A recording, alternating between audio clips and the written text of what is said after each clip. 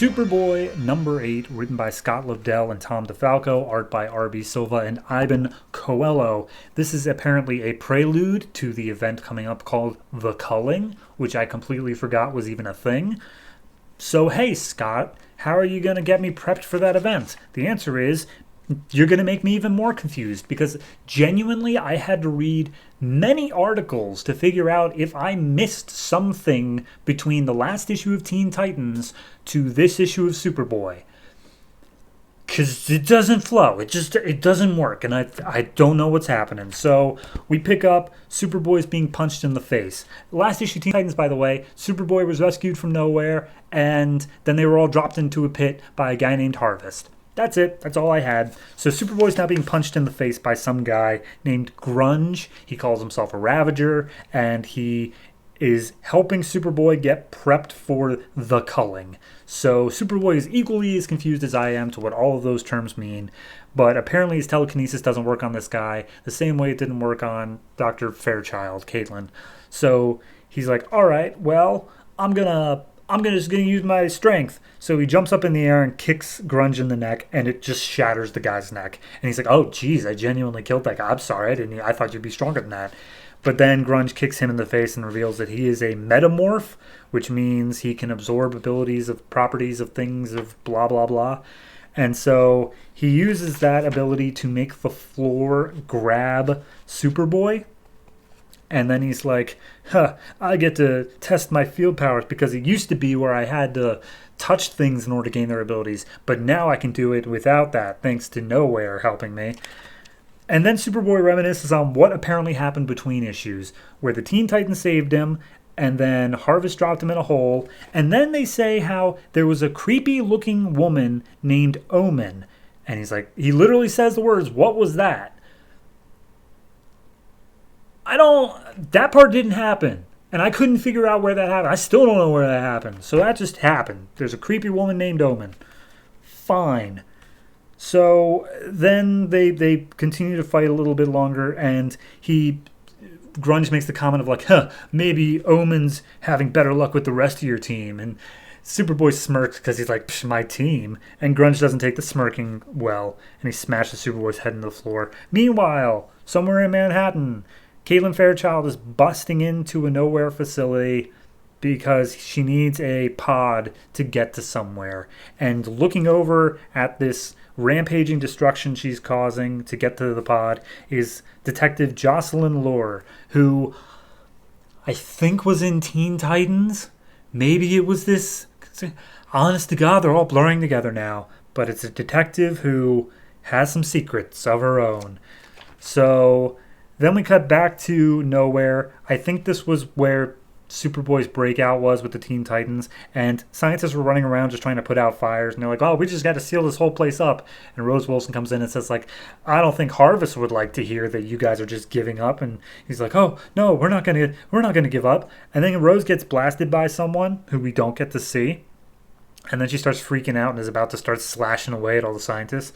But then she's blasted again by Solstice from the Teen Titans, who's like, "Rose, you were a really, really bad person, but since then you've lost your memories or something, and now you can be reborn and you can be a better person. And please, you have to cling to the woman that you've become, Rose." And she's like, I don't know if I have the power to." And then we just cut away from that.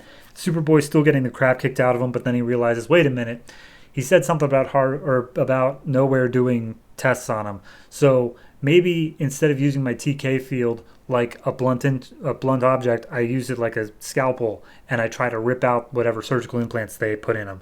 So he does, and it works. And then they're just both lying in a pool of blood together because he did get the crap literally kicked out of him. So as Superboy's lying unconscious, he's visited by Harvest, who's like, he's already healing so quickly. I doubt even Center Hall would have been able to get this much information. You are such a great asset, but also such a failure, Superboy. But hopefully you will survive the culling and lead the Ravagers when your time comes. Then Rose Wilson pops into Harvest and says, "Hey, by the way, I brought Solstice. She said something about me being a good guy, but I don't care anymore." So apparently they're both being delivered to Omen or sorry, Solstice is being delivered to Omen, whereas Superboy is destined for the colony. Which then we see Superboy waking up to the sight of Beast Boy and Terra. Beast Boy is red.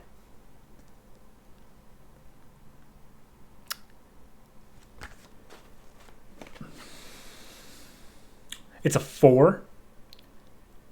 No, it's a 3.5. I don't, like, okay. I don't get it. I read it twice. I did research on just this one issue trying to figure out, did I miss something? And the answer is no, I didn't. This is how it was. This is supposed to be the thing that gets you excited for the big event starting next month, I believe. This is garbage, if that's the case.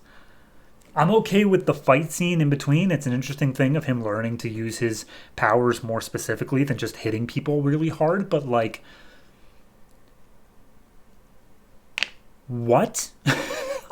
I can't even think of words anymore. This has actually lobotomized me. That is where we're at, of me just sitting here thinking like, comic bad. And it is. It is just not a good comic. And I don't know where we're even going with this. I don't know. They didn't explain to me what a Ravager was. They didn't explain to me what a colony was. They didn't explain to me what the Culling is. They didn't explain anything. And I understand if you're setting that up for later. But then, what's the point of this issue? What are we doing? And don't tell me it's getting Superboy onto the field, getting him wherever he needs to be for the story, because you could have just, like, he just randomly showed up fighting this dude in this issue. You could have just as easily had him fall to his pit in Teen Titans and then show up where he needs to be in Superboy 8. That's it. That's all you had to do. But no.